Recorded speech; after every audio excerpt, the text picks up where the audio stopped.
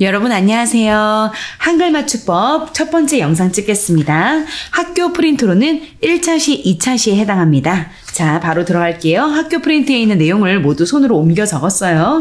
자, 그러면 이번 영상에서는 한글 맞춤법 중에서 제1장 총칙의 1항, 2항을 설명할 건데요. 제3항까지 있지만 3항은 시험 범위에서 제외가 됩니다. 자, 이 총칙에 대한 영상이 첫 번째 영상이 되겠습니다. 자, 총칙 1장을 보기 전에 한글 맞춤법의 기본적인 개념 먼저 빠르게 볼게요. 자, 한글 맞춤법의 개념은 우리말을 한글로 적을 때, 당연하죠? 외래어가 아니라 우리말을 무엇으로 한글로 적을 때 지켜야 될 원칙과 기준 정한 규정이다. 자, 우리가 지금 이 영상은 내신을 준비하는 영상이기 때문에 전부 다 프린트에 있는 내용을 100% 암기하셔야 돼요. 자, 우리말을 한글로 적을 때 지켜야 될 원칙과 기준. 자, 한글 맞춤법의 필요성은 더 중요합니다.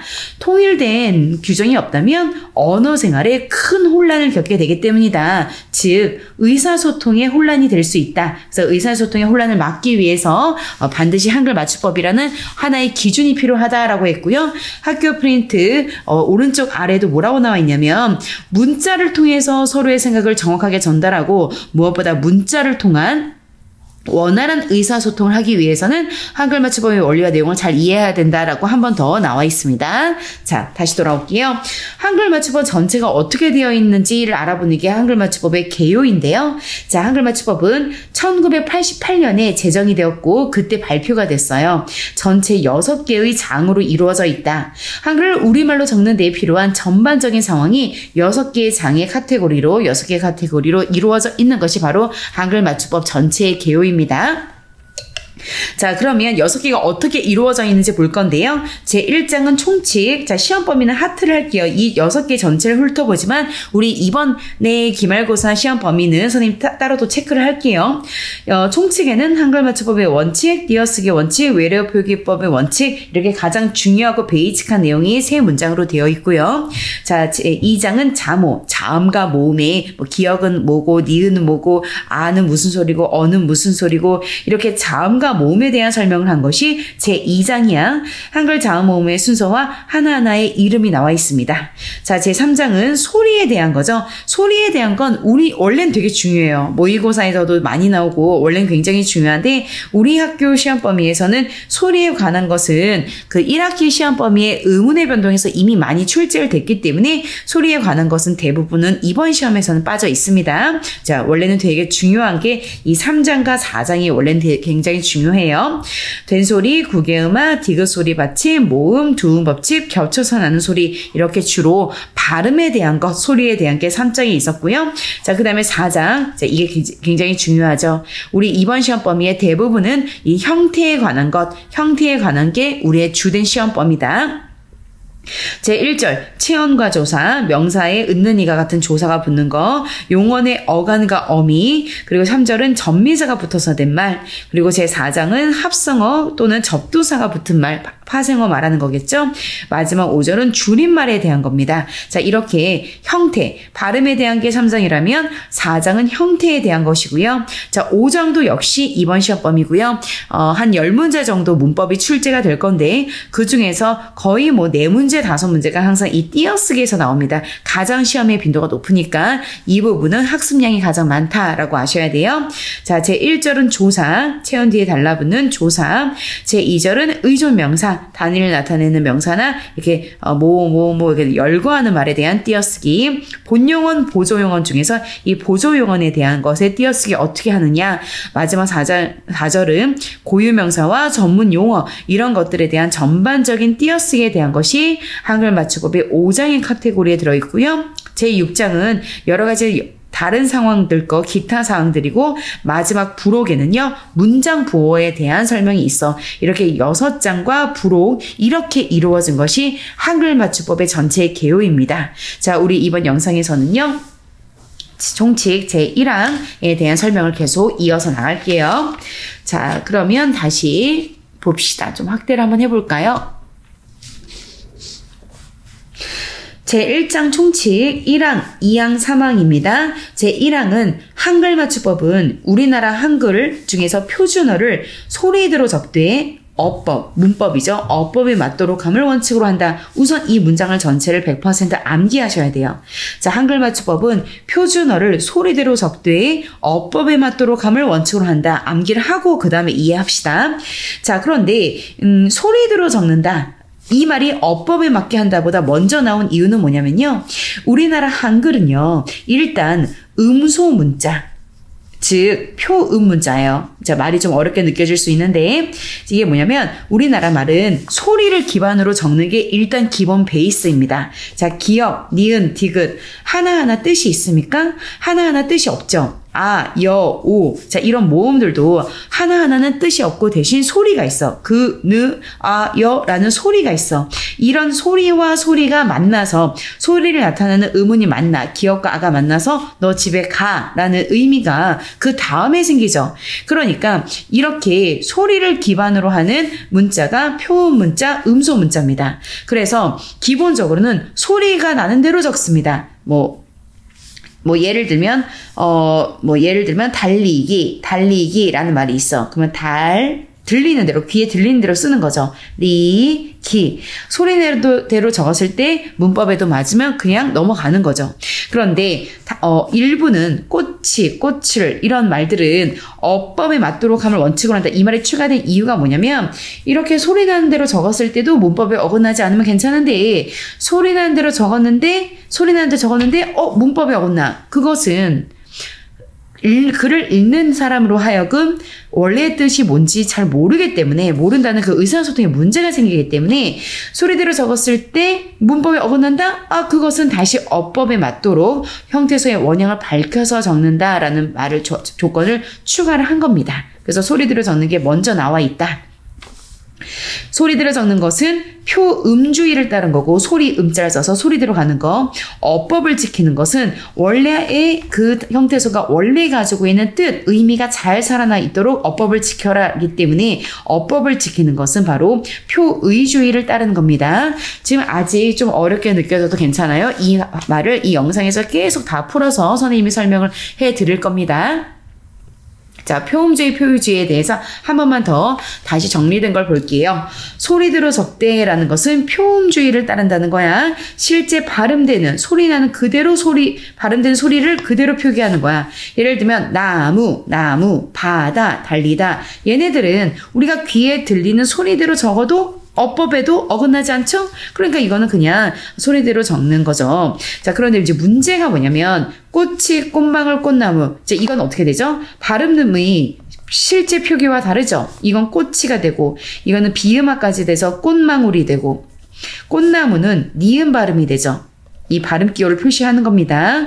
꽃나무. 이렇게 똑같은 꽃인데 어떨 때는 니은, 어떨 때는 치읓이 넘어가는 이렇게 다 다른 형태가 되죠.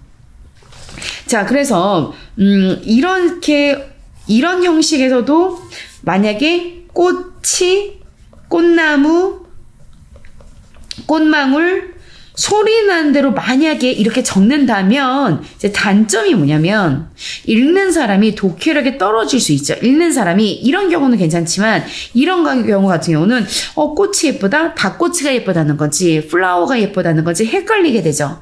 단어가 원래 가지고 있는 의미를 파악하는 게 어려워집니다. 물론 글을 쓰는 사람은 소리 나는 대로만 적으면 되니까 편하겠지만요. 이런 단점 때문에 어법에 맞도록이라는 말이 추가가 된 겁니다. 자, 어법에 맞도록 쓰면 그 단어가 원래 가지고 있는 뜻을 정확히 알 수 있기 때문에 이름이 표의주의가 되는 거고요. 단어의 원형을 밝혀 쓴다. 어법을 지킨다는 말은 이 말을 의미합니다. 그래서 꽃이, 꽃나물, 꽃망울 이렇게 발음이 돼도 표기는 꽃이, 꽃망울, 꽃나무 이렇게 원래 형태 정확히 밝혀서 문법 지켜서 쓰는 거죠. 이렇게 되면 발음이 어떻게 달라진다 하더라도 글을 읽는 사람이 단어의 의미를 정확하게 파악하기 쉽죠. 독해력이 올라가는 그런 장점이 있기 때문에 이 말을 추가를 한 것입니다. 자, 다시 좀 더 디테일하게 들어가 볼까요? 지금 여기 있는 모든 내용들은 우리 학교 프린트에 있는 내용을 손으로 다 옮겨 적은 거야. 그래서 혹시 프린트를 분실하거나 이런 사람들도 이 영상을 중간에 스탑하고 보셔도 돼요. 자, 한글맞춤법의 기본 원리는 한글맞춤법은 우리말 한글로 적을 때 지켜야 될 원칙과 기준을 정한 규정이다. 문자로 이루어진, 그러니까 실제로 이렇게 말로 주고받는 거는 구두로 주고받는 것은 한글맞춤법과 상관이 없겠지만 문장으로 써있는 문자로 이루어진 의사소통을 원활하게 하는 데 매우 중요하다. 따라서 우리는 한글맞춤법의 기본 원리를 잘 이해해야 하고 관련된 주요 조항에 따라서 한글을 정확하게 표기할 수 있어야 돼 라는 거죠. 의사소통을 원활하게 하기 위해서 한글맞춤법이 필요하다라는 거 하나 암기해 두시고요. 자, 다시 아까 했던 내용을 더 자세하게 깊게 들어가 봅시다. 한글맞춤법의 대원칙은 이거라고요. 왜냐? 우리나라 한글은 소리대로 적어서 쓰는 표음문자, 다른 말로 음소문자이기 때문에 표준어를 소리대로 적는다가 일단 대원칙이야. 하지만 어법에 맞도록 한다라는 조건이 달라붙는 거죠. 자, 다시 한번 예를 들어볼게요. 구름, 나무, 하늘, 놀다, 달리다. 여기 나온 예시는 어떻죠? 소리대로 적어도 어법에 어긋나지 않는 거죠. 즉 말 그대로 그야 말대로 소리대로 적으면 되는 것들이죠. 자, 하지만 표준어를 소리대로 적는 원칙만으로는 적용하기 어려운 예시가 있어. 방금 예를 들었던 이 꽃의 예시인데요. 꽃이, 꽃나무, 꽃과 자, 이 예시는요. 한글맞춤법의 공식 문서에 세부 조항에 있는 거기 때문에 이거 잘 보셔야 돼요. 자, 이것을 이제 만약에 발음을 하게 되면 꽃을 연음이 돼서 이렇게 넘어가죠. 초성이 이응이면 이응에 자음이 있는 게 아니라 이렇게 비어 있는 거죠. 그래서 이게 다 넘어갑니다. 치읓이 뒤에 있는 모음으로 시작하는 어떤 조사로 넘어갈 수가 있죠. 연음된다고 하는데 꽃에 이렇게 꼬하고 치읓 이렇게 발음이 되죠. 이건 어떻죠? 꽃나무, 꽃놀이, 꽃망울 음절의 끝소리가 된 다음에 다시 어떤 뒤에 있는 비음의 영향을 받아서 자신도 비음이 되는 비음화, 자음동화적 응해서 비음화 이렇게 대시한 범위였죠. 이런 것들도 다 꽃이라고 발음이 됩니다. 자, 그 다음에 꽃과 꽃다발 이렇게 발음을 해보면 돼요. 어려울 거 없어요. 자, 꽃다발, 꽃밭. 자, 음절의 끝소리 때문에 치읓이 다 디귿으로 바뀌어서 교체돼서 발음이 되죠. 자, 이게 이제 발음 기호를 사실 정확히 말하면 선생님 이게 다 발음 기호를 해야 됩니다. 자, 얘네들은 발음을 해보면 꼬 아래 디귿으로 음절의 끝소리 때문에 디귿으로 발음됩니다. 지금 뭘 보여주려고 하냐면 똑같은 꽃인데 자, 어떤 건 꽃이으, 어떤 거는 꽃, 어떤 거는 꽃 이렇게 다 다르게 발음이 되죠. 이렇게 됐을 때 어떻다고 했죠? 이렇게 만약에 그대로 표기까지 소리대로 표기를 한다면 글을 읽는 사람이 이게 원래 뜻이 뭐야? 라는 게 헷갈리게 됩니다. 자, 그래서 소리대로 적는다면 이런 예시를 소리대로 적는다면 독서의 능률이 떨어진다. 독해력이 떨어진다. 그래서 소리대로 적되 뒤에 어법에 맞도록 이라는 조건이 붙었다라는 거죠. 어법에 맞도록은 원래의 뜻을 정확하게 파악하기 쉽게 하기 위해서 각 형태소의 본래의 모양, 원래의 모양, 꽃이라는 본래의 모양을 밝혀서 적었다는 겁니다. 오케이. 자, 그래서 이제 지금 다시 한번 계속 반복입니다. 반복이지만 여러 번 봐야 돼. 자, 이번 내신 100점 또 나와야 되죠. 자, 우리 이번에 100점이 전교에 우리가 17명, 18명 전교에 100점이 나왔는데 무려 7명이 이제 우리 수강생에서 100점이 나왔죠. 이번 기말고사 아주 어렵게 나오겠지만 이번에도 100점이 여러 명 나오길 바라면서 선생님이 계속 반복하는 건 이유가 있는 거야. 계속 반복을 해야지 정확히 다 봐줄 수 있는 거죠. 계속 볼게요. 자, 계속 보자. 한글은 우리말의 자음과 모음을 적을 수 있도록 만들어진 소리 글자입니다. 소리 글자가 뭐죠? 일단 기본적으로는 표음문자란 뜻이죠. 소리대로 적는다는 것은 소리 글자인 한글의 특성을 살려서 소리 글자, 표음문자, 국어의 형태소를 우선 1차적으로는 발음대로 적는다라는 거죠. 여기 학교 프린트 예시인데요. 너무, 마중, 하늘, 쓰러지다. 얘네들은 소리 나는 대로 적은 겁니다. 소리 나는 대로 적었는데 아까 이 꼬치와 예시와는 다르게 소리대로 적은 것을 표준으로 인정까지 해준 케이스죠. 자, 하나 예를 들면 이게 아마 넘에 우가 만났을 거야. 그래서 너무가 됐죠. 이거는 소리 나는 대로 했을 때 너무가 되는데 소리 나는 대로 적은 걸 표준어까지 인정한 케이스야. 자, 지금 쓰는 거 소리 나는 대로 적었는데 표준어로도 인정한 케이스니까 헷갈리면 안 돼. 이 쓰러지다도 아마도 원래 어원은 쓸다, 쓸다에 어지다가 붙었을 겁니다. 근데 쓰러지다 발음 나는 대로를 표준어로 인정한 케이스죠. 자, 어쨌든 이 4명은요, 이 4개의 예시는 다 소리대로 적었다. 그것이 표준어로 인정된 예시야. 자, 이 다음에 어법에 맞도록이란 원칙은 그러면 도대체 왜 있는 것일까? 실제로 우리말 표기하는 과정에서 소리대로 적는다는 원칙만을 적용하다 보면 의사소통에 어려움이 생기는 경우가 있다 하면서 이번에는 꽃의 예가 아니라 앞이라는 예시가 나왔어. 앞이라는 것은 일단 명사입니다. 명사, 채연. 그러니까 앞이는 앞하고 피읍이 발음이 되죠.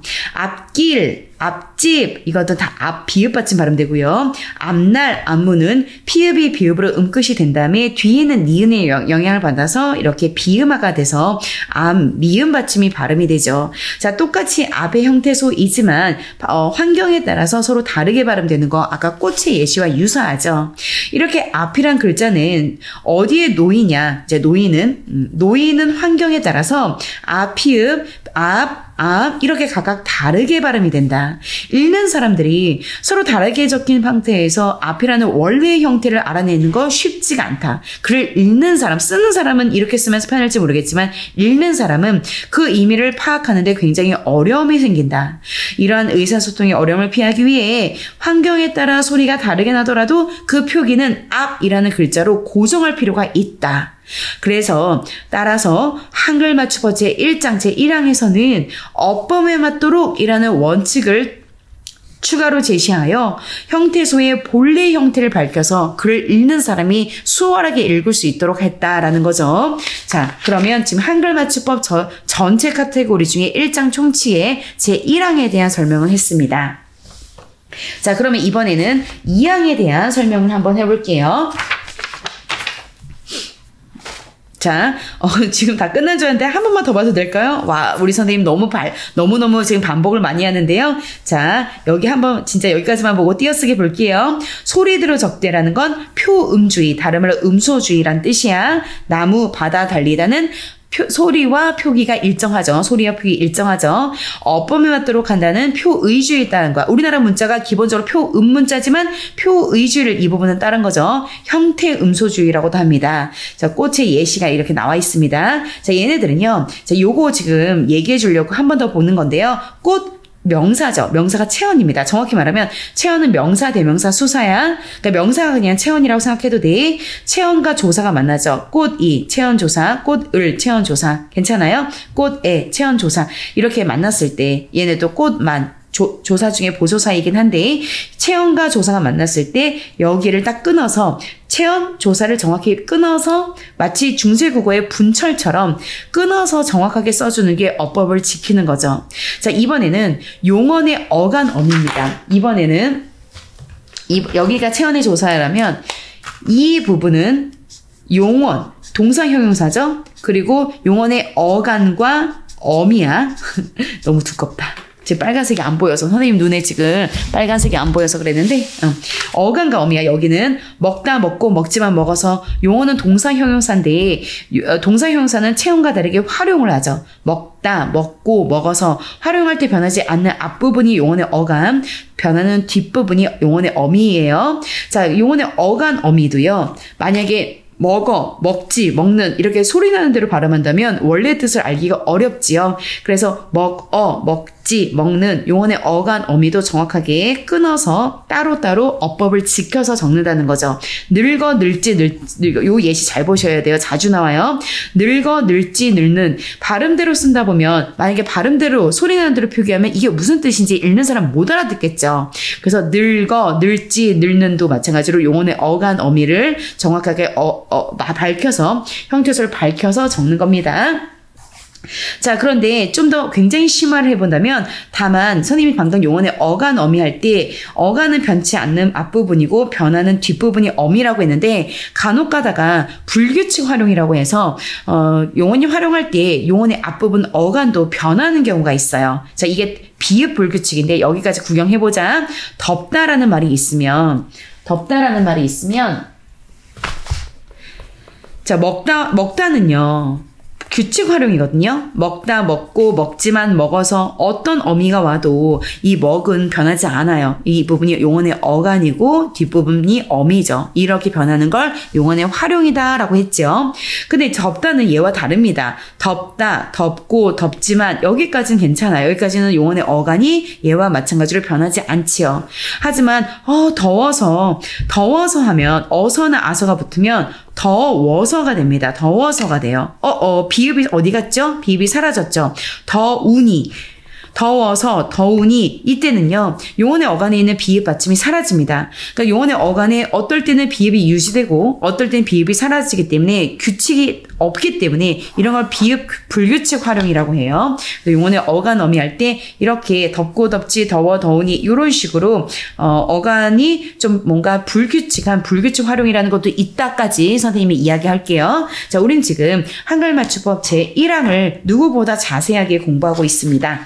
자, 그러면 두 번째는 제1장 총칙에서요. 제2항 문장의 각 단어는 띄었음을 원칙으로 한다. 자, 원칙으로 한다라고 하는 말은요. 역설적이게도 예외가 있을 수도 있다는 뜻입니다. 자, 우리 매주 7시마다 상현동에서 만나는 거 원칙으로 하자라는 것은 때로는 뭐 누가 아프거나 다른 일정이 생기거나 시험이 끝나면 변동이 될 수도 있어라는 거죠. 그러니까 원칙으로 한다는 건 오히려 100%가 아니라 예외는 있을 수 있다라는 거야. 근데 일단 기본적으로는 이게 원칙이라는 거죠.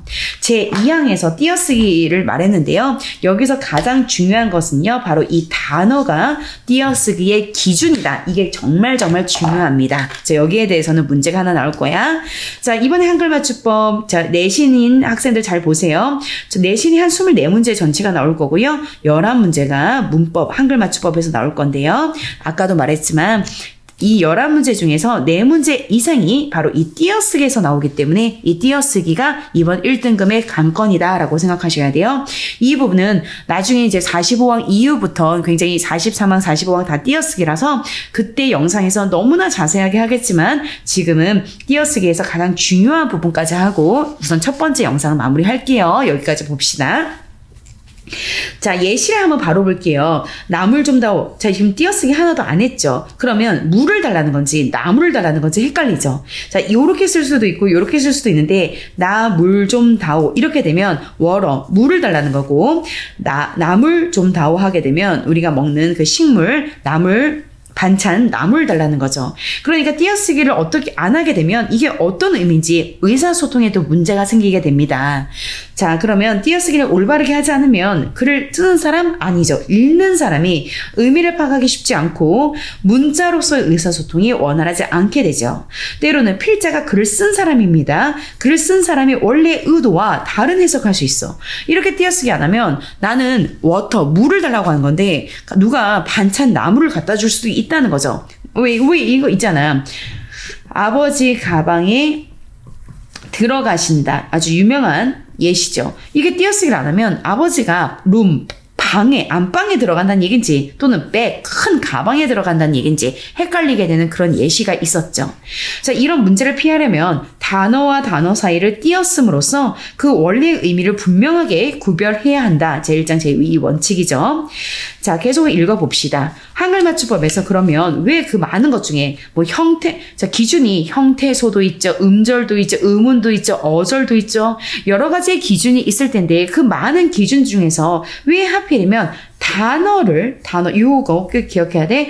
단어를 띄어쓰기의 기본 단위로 정했을까? 그 이유가 뭘까라는 건데 그 다음에 설명은 해주겠지만 이해가 100% 안 되면 절반은 이해하고 절반은 암기하셔야 돼요. 이 부분. 자, 일단 단어의 뜻이 뭐냐면 단어는요. 뜻을 가지고 있으면서도 홀로 쓰일 수 있는 최소의 단위야. 자, 형태소와 다르죠. 형태소는 문법적인 뜻이든 실질적인 뜻이든 뜻을 가지고 있는 최소 단위죠. 뜻을 가지고 있는 최소의 단위야. 그게 형태소였어. 홀로 쓰일 수 있는 독립성이 있으나 없으나 그건 상관이 없어. 형태소는. 그런데 형태소보다 큰 게 단어죠. 자, 형태소보다 큰 게 단어였어. 단어는 뜻을 가지고 있으면 홀로 써야 돼. 예를 들면 엄마가 시장에 가신다라고 했어. 엄마가 시장에 가신다라고 하면 이 가신다라는 거 보면 이거는 단어로서는 하나야. 단어는 간다, 가시, 요게 하나의 단어라니까. 그래서 띄어쓰기를 이 세 글자를 안 한 거야. 근데 형태소는 문법적인 뜻을 가지고 있어도 쪼갤 수 있는 만큼 다 쪼개야 되거든. 그러니까 형태소를 보면 가, 신, 다, 게다가 심지어 네 개야. 가, 높인 선어말어미 시, 현재형 선어말어미 니은, 다. 가신다에 무려 네 개의 형태소가 있어. 근데 단어는 하나의 단어야. 이해돼? 단어와 형태소가 달라. 자, 단어는 뜻을 가지고 있으면서도 독립성, 홀로 쓰일 수 있는 최소의 단위를 의미해. 물론 이제 예외가 하나 나오긴 하겠지만 예외가 바로 나오죠. 다만 그럼 이제 너희가 단어는 뭐 이런 뭐 볼펜, 종이, 손, 연필깎이, 연필 뭐 이런 여러 가지 우리가 흔히 말하는 단어가 단어구나. 독립성이 있으면서 뜻이 있는 게 보통 그런 게 단어구나 생각할 거 아니야. 자, 그런데 조심해야 되는 게 조사가 예외야. 조사가 뭐야? 은는이가 을르에게처럼 명사 뒤에 딱 달라붙는 애가 조사죠. 조사는 단어로 인정을 해. 일단 이거 읽기 전에 조사도 하나의 엄연한 단어로 인정한다를 하나 눌러서 외우고 그 다음에 여기 넘어와야 돼. 그럼 뭐지? 조사? 조사가 독립성이 없는데? 우리 쌤이 지금 단어는 뜻을 가지고 있으면서 홀로 쓸 수 있어야 되는데 내가 알기로 조사는 뜻도 없고 혼자는 못 쓰이는데 왜 단어로 인정하지? 얘부터 해결을 먼저 하자. 동생이 밥을 먹는다. 자, 이런 문장이 있다고 치자. 자, 그러면 여기서 조사가 누구냐면 이와 을이야. 조사는 체연 뒤에 붙어. 체연은 누구냐면 우리가 흔히 아는 명사야. 명사, 대명사, 수사야. 수사는 첫째, 둘째, 셋째 이런 거. 됐죠? 이거는 자, 그녀 이런 거. 명사는 우리가 흔히 말하는 진짜 단어들을 명사라고 해. 그러니까 체연은 명사라고 생각하면 돼. 자, 그러면 동생이 체연이죠. 밥도 체연이죠. 명사니까. 그러면 체연 뒤에 딱 달라붙는 이 한두 글자짜리 얘네가 조사잖아. 자, 그런데 어때? 홀로 쓰이지도 못하고 독립성도 없고 게다가 심지어 뭐 실질적인 뜻도 없죠. 그런데도 이러한 조사를 이 동생과 밥과 같은 단어로 인정을 해준다고. 얘를 모르면 이번 문제가 다 흔들리는 거야. 조사는 굉장히 힘이 없어 보이지만 힘도 없어 보이고 뜻도 없고 심지어 혼자도 못 다니고 굉장히 힘이 없는 앤데 하나의 엄연한 단어로 딱 인정을 해줘. 왜요? 왜냐면 굳이 이유를 설명한다면 여기는 띄어쓰기만 하면 안 돼. 용언의 어간어미죠. 용언의 어간어미잖아, 얘들아. 용언의 어간어미. 얘는 조사와 다르게 이런 어미는요 단어로 인정하지 않아. 그러니까 붙여 쓴 거야. 근데 얘는 단어로 인정을 하지만 대신 붙여 쓰는 거야. 그러면 조사는 일단 왜 단어로 인정을 하냐면 자, 니네 부직포 알지? 붙였다 띄었다 붙였다 띄었다. 조사는 부직포와 같아서 분리성이 아주 쉬워. 그래서 동생이 밥을 먹는다는데 얘가 이와 을이란 조사가 있으려면 붙여쓰기를 해야 되지만 만약에 띄어도 돼. 이와 을을 뜯어볼까? 내 동생 밥 먹는다? 말 되죠. 그러니까 이와 을이라는 조사는 지 자체들은 의존성이 강하지만 얼마든지 부직포처럼 드드득 뜯어낼 수가 있어. 더 자세히 말해볼까? 이 조사들은 떼어낸다 하더라도 앞에 붙어있는 이 체언에 어떤 문제가 생기지 않아. 먹는다는 얘를 뜯어내면 앞에 있는 용언의 어간이 혼자 쓰일 수 없죠. 그러니까 이게 하나로 묶어야 돼. 얘 단어로 인정할 수 없어. 그런데 이와 을 같은 조사는 비록 얘 자체는 힘이 약해 보이지만 띄어내도 분리성이 워낙 좋아서 띄어내도 앞에 붙어있는 체언에 어떠한 영향을 주지를 않아. 그 분리성이 뛰어난 걸 좋게 봐서 단어로 인정을 해준 거야. 자, 그러면 이제부터 진짜 중요한 이번 시험 범위 얘기할게. 조사도 하나의 단어로 인정한다를 무조건 미친 듯이 외워야 돼. 다만 조사도 단어지만 우리가 단어 사이사이는 띄어쓰기로 했지. 조사만 예외적으로 단어로 인정하지만 앞에 있는 체언과 붙여쓰기는 해야 돼. 이해되지? 오케이. 자, 그러면 이제 여기는 다 끝난 거야. 이게 이해되면 다 끝난 거야. 다시 보자. 자, 이걸로 볼까? 조사는 단어로 인정을 하지만 대신 조사는 혼자 쓰일 수가 없고 앞에 오는 말 명사 즉 체언에 의존을 하기 때문에 조사는 단어로 인정을 해주지만 앞말과 붙여 쓴다라는 거야. 이 말이 이해돼야 돼. 자, 조사가 뭐냐? 조사는 명사나 때로는 부사에 붙기도 해. 부사에 너 빨리 온다 할 때 빨리가 부사지. 아, 참 빨리도 온다. 빨리는 오는구나. 이런 거 했을 때 이렇게 때로는 대부분 체언 뒤에 붙는 게 조사지만 가끔씩 부사 뒤에 붙기도 하고 심지어 문장의 어미 뒤에 붙는 경우도 있어. 뭐뭐 한다는 이렇게 이렇게 어떤 어미 뒤에 붙는 예시도 있다. 체언 부사 어미 따위에 붙어서 그 말과 다른 말의 문법적인 관계, 그죠? 이런 게 조사잖아. 이런 조사들은 이 자체는 뭐 실질적인 뜻은 없고 앞과 뒤에 문법적인 관계를 표시해주죠. 또는 그 말의 뜻을 도와줘. 선생님 요거 이해 안 돼요. 조사는 뜻이 없다고 하셨잖아요. 그런데 조사 설명할 때 그 말의 뜻을 도와준다? 뜻이 없는데 어떻게 뜻을 도와주죠? 이건 또 무슨 말이죠? 설명을 해줄게. 자, 우선 문법적 관계를 나타내는 게 대부분이죠. 예를 들면 일단 높임법은 빼볼게. 높임조사는 뺄게. 선생님이 학교에 가신다라는 말이 있다고 치자. 그러면 여기에서 선생님이 문장의 주어지. 그러면 이는 이 선생님을 주어로 만드는 주격 조사란 말이야. 앞에 있는 체언을 주어로 만들어주는 문법적인 역할을 만들어주는 거야. 자, 학교에 간다. 학교라는 말에 애가 붙었지. 얘는 어디에 간다라는 걸 꾸미는 게 부사지. 그럼 얘는 부사격 조사가 되는 거지. 이 애라는 조사가 붙음으로써 앞에 있는 학교를 부사로 만들어줘. 그렇게 보통 이렇게 조사는 이런 것들을 격조사라고 해. 격조사는 이제 앞에 있는 체언에 어떤 문법적인 역할을 만들어준 거야. 주어, 부사어, 도시락을 가져간다. 이거는 을이 붙었어. 도시락을 가져간다. 이 전체가 목적어가 되는 거지. 그러면 이 을은 목적격 조사가 되어서 앞에 있는 도시락을 목적어로 만들어줘. 이런 평범한 경우가 대부분 우리가 흔히 말하는 조사가 목적격 조사, 부사격 조사라는 격조사를 의미하는 거야. 됐어? 그런데 조사가 가끔 어떤 뜻을 도와준다는 것은 보조사를 말하는 거야. 보조사라는 게 있어. 조사가 약간 뜻을 가지고 있는 것까지는 아닌데 뜻을 약간 보조해줘. 한번 해볼게.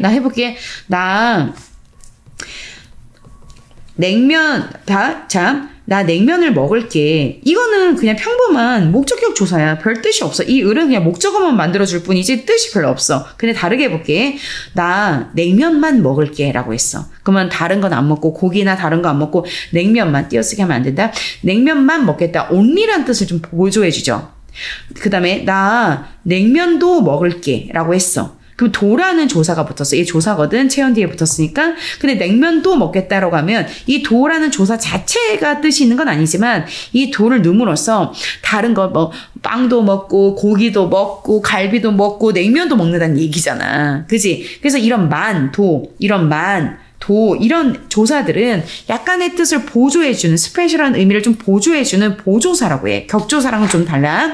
그래서 조사의 개념이 자 이렇게 나와 있는 거는 얘는 격조사 말하는 거고 얘는 보조사 말하는 거야. 선생님은 정말 자세히 설명하려고 하는 거니까 좀 영상이 길어져도 다 봐주세요. 지금 선생님이 지금 좀 선생님도 알 수 없는 좀 두통이 엄청 심해가지고 지금 신경외과 가서 엄청난 진통제와 이 영상을 찍기 위해 가지고 한 주사를 한 10개를 머리에 맞고 머리랑 목에 맞고 와가지고 목소리가 평소와 다르게 텐션이 좀 낮은 거는 좀 이해해줘. 자, 너희를 너무 사랑하기 때문에 오늘 선생님이 금요일에 찍어서 올려준다고 했는데 오늘 찍어서 올려주는 거야. 자, 이제 띄어쓰기 계속 한번 해보자. 자, 이제 믿을 것은 실력뿐이다 라고 했어. 이제 띄어쓰기를 하나도 안 했다. 잘 읽기가 어렵겠다. 자, 띄어쓰기를 할 때 선생님이 정확하게 해볼게. 이제 문장 전체를 꾸며주는 부사네요. 믿을 것은 실력뿐이다.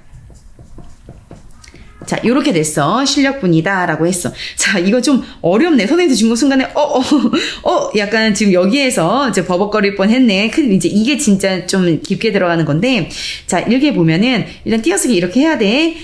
쉬운 건 먼저 한번 해볼까. 자, 이 2단은 띄었으면 안 돼. 이 2단은 서술격 조사야. 서술격 조사. 어려워요, 선생님. 조사는 우리가 아까 방금 봤던 은는 이가 이런 뭐 도만 이렇게 누가 봐도 이게 한두 글자짜리 조사 같은 느낌이 드는데 얘는 조사 같은 느낌이 잘 안 들지? 다른 조사들은 문장을 끝맺는 서술의 기능이 없는데 이다는 따로 암기해야 돼. 이다는 문장을 끝맺는 다른 조사와 다르게 문장을 끝맺고 심지어 조사인데도 용어처럼 이다, 이고, 이니 이렇게 활용도 해. 그래서 이 서술격 조사는 이다 한 명밖에 없거든. 그래서 암기해야 돼. 서술격 조사 이다는 다른 조사와 다르게 문장을 끝맺는 서술어의 기능도 있고 이렇게 변하기도 한다. 활용하기도 한다. 그런데 왜 조사로 인정하냐면 서술격 조사도 나는 너뿐이야 라고 했다고 치자.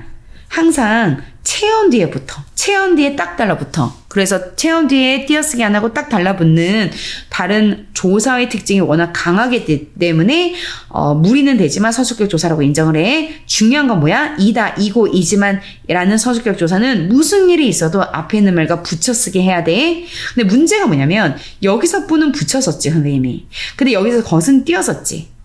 자, 뿐, 만큼, 대로 이 몇 가지 애들이 좀 어려운데 얘네들이 어떨 때는 의존명사고 어떨 때는 조사야. 조사 중에 특별한 의미 아까 줬던 보조사야. 의존명사로 쓰였다 라고 판단이 되면 앞에 있는 말과 띄어쓰기 해야 되고요. 어쨌든 명사니까. 보조사는 조사죠. 조사니까 체온 뒤에 딱 달라붙어 있어야 되니까 붙여쓰기를 해야 됩니다. 그러면 이제 이게 이 세 명이 의존명사인지 보조사인지 어떻게 그 문장에서 어떻게 쓰였는지 어떻게 할 수 있느냐. 그러면 그 앞에 있는 말을 보시면 돼요. 자, 앞에 있는 말을 보면은 이걸 붙여 써야 되는지 띄어 써야 되는지 알 수 있는데요. 예를 들면 만큼이라는 말을 볼게요. 그러면 뭐 예시 중에서 너만큼 나도 사랑해 라고 했어. 너, 얘 체언이죠. 명사, 대명사, 수사. 그래서 체언이죠. 체언이면 붙여 쓰는 거죠. 근데 먹을 만큼만 담아, 먹을 만큼만 담아. 이거 명사 아니죠. 대명사도 아니고 체언 절대 아니죠. 용언의 어간어미죠. 자, 그러면 먹을, 이거 관용어를 꾸밈을 받는 얘는 의존명사가 되는 거야. 관용어의 꾸밈을 받는 의존명사. 명사는 명사인데 만큼이란 말 혼자 못 다니니까 의존이란 말에 붙었어. 자, 의존명사니까 띄어쓰기를 하는 겁니다. 자, 대로도 볼게요. 대로. 너는 너대로 나는 나대로 살자라고 했을 때 이렇게 예를 들면은 한국은 한국대로 열심히 살고 있어. 한국은 한국대로 열심히 살아가. 이런 식으로 앞에 이렇게 체언이 있다. 어떤 단어 체언이 있으면 붙여쓰기를 하는 거죠. 하지만 나는 먹는 대로 다 살로 가. 이런 말이 있다고 치자. 이땐 띄어야 되죠. 앞에 있는 게 체언이 아니기 때문에. 됐죠? 자, 뿐이 많이 나오죠. 뿐까지 합시다. 뿐 아까도 한번 예를 들었지만 내가 원하는 건 사과뿐이야 라고 했어. 자, 사과, 먹는 사과든 어떤 용서를 구하는 사과든 어쨌든 이거 체언이죠. 체언 뒤에 붙었으면 얘는 조사죠. 조사 중에서 보조사가 되는 거죠. 붙여쓰기를 해야 됩니다. 그런데 나는 그냥 먹을 뿐이야. 별 생각 없고 내가 먹고 싶은 거 먹을 뿐이야. 이런 말이 있다고 치자. 이때 체언이 아니니까 띄어쓰기를 해야죠. 이렇게 앞에 있는 말을 보고 붙여 써야 되나 써야 되느냐를 알 수 있고 이것은 뒤에 띄어쓰기 규정에서 자세히 이야기할게요. 사실 제 1장 총칙은요. 대부분 10분, 15분 만에 영상을 수업을 아마 마치실 거예요. 학교에서도. 자, 그런데 선생님이 1항과 2항을 최대한 자세하게 연관 있는 것까지 전부 다 설명했고요. 이젠 진짜 마지막인데 띄어쓰기에 대해 2항 띄어쓰기에 대해서 몇 가지 더 이야기를 해볼게요. 띄어쓰기를 잘 풀려면 이 형태소에 대해서도 정확하게 알고 있어야 돼요. 형태소는 자립성이 있냐 없냐에 따라 자립 형태소, 의존 형태소 이렇게 나눌 수 있고 자립성이 있으면 자립 형태소, 자립성 없고 누구와 함께 같이 다녀야 되면 의존 형태소. 의미가 어떤 유형이냐, 그러니까 의미가 있냐 없냐, 실질적인 진짜 뜻이 있냐, 그러면 실제 형태소고요. 실질적인 뜻은 아니고 문법적인 뜻, 문법적인 기능만 할 때는 형식 형태소라고 해요. 자, 그러면 미리 좀 말을 한번 해볼게요, 선생님이. 아무래도 너희 생각해봐, 상식적으로. 자립 형태소는 실질 확률이 높을까, 형식의 확률이 높을까? 강아지, 선생님, 칠판 이렇게 혼자 돌아다닐 수 있는 자립 형태소는 대부분 실질적인 뜻이 있겠죠. 자립의 실질 확률이 훨씬 더 높을 거고 반대로 의존 형태소는 뭐뭐에 항상 의존해야 돼. 각자 혼자는 못 다니고 누구한테 의존을 해? 그러면 조사나 어미처럼 조사나 어미처럼 실질적인 뜻이 없기 때문에 형식 형태소, 문법적 형식 형태소가 뭐야? 문법적인 기능만 하는 게 형식 형태소란 말이야. 의존 형태소는 상대적으로 형식 형태소가 될 확률이 높죠. 자, 자료 형태소의 뜻, 의존 형태소의 뜻, 실질 형태소, 형식 형태소의 뜻은 적어놨어요. 자, 그런데 자 예외적으로 말이야. 있잖아.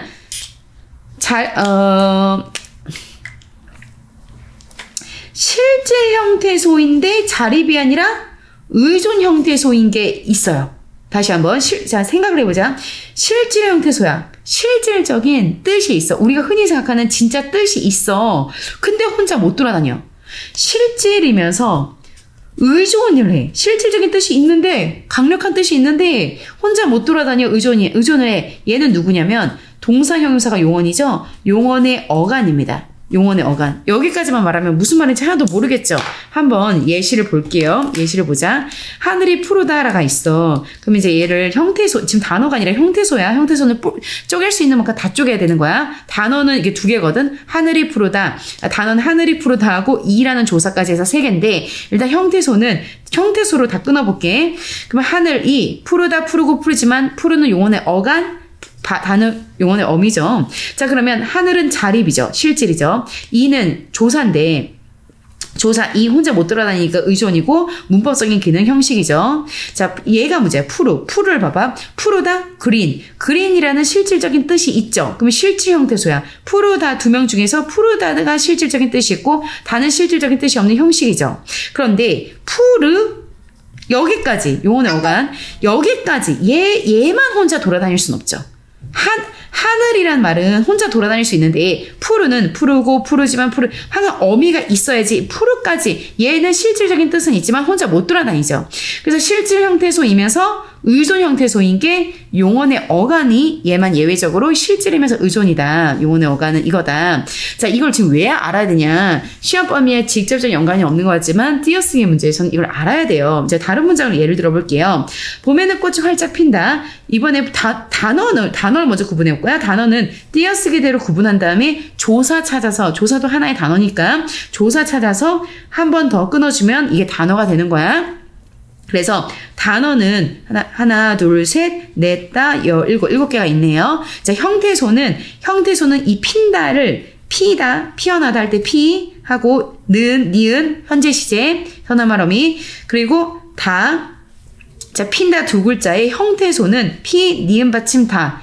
피다는 얘는 실제 뜻이 있고 니은은 현재 시제만 의미하죠. 다도 문장을 끝맺는 기능만 하죠. 자, 이렇게 세 개로 쪼개질 수 있어요. 형태소는. 자, 그러면 형태소다 이거 지금 단어가 아니라 이렇게 형태소로 구분을 다 했죠. 활짝은 더 이상 쪼갤 수 없으니까 피다 할 때 피, 얘가 실질적인 뜻이 있고 니은 다는 실질적인 뜻은 없는 거죠. 그러면 실질 형태소는 얘네들인데, 용언의 어간인 피는 피어나다의 실질 뜻이 있고 나머지는 형식이야. 근데 자립 형식으로 구분해보면 봄, 꽃, 활짝, 얘네는 혼자 다 돌아다닐 수 있죠. 는, 니은, 얘 혼자 못 돌아다니죠. 뭐뭐한 다. 그리고 형식, 얘네들은 선생님이 지금 여기다가 잘못 썼다. 아이고. 잘못 썼네. 형식이 아니라 자립 형태소에 반대되는 것은 의존 형태소죠. 그죠? 의존 형태소. 그래서 의존 형태소야. 의존 형태소에는 여기에는 피가 여기로 들어가야 되는 거야. 자, 실질에 들어있었던 피, 용언의 어간이 자립에는 못 들어가. 여기는 피가 혼자 자립에 못 들어가죠. 근데 이 피라는 용언의 어간은 실질이지만 의존으로 들어간다고요. 얘를 알아두면 돼. 자, 그러면 이제 조사 마무리할게요. 자, 조사도 단어로 인정해준다. 그러나 조사는 이 형태소로 보면 어때요? 자립이야, 의존이야? 은는이가 을르에게 혼자 못 돌아다니니까 의존 형태소죠? 실질이야, 형식이야? 자, 조사는 실질적인 뜻이 없고 문법적인 기능만 있으니까 형식 형태소죠? 조사는 형식 형태소이면서 의존 형태소이기 때문에 그 앞에 단어에 붙여 쓴다.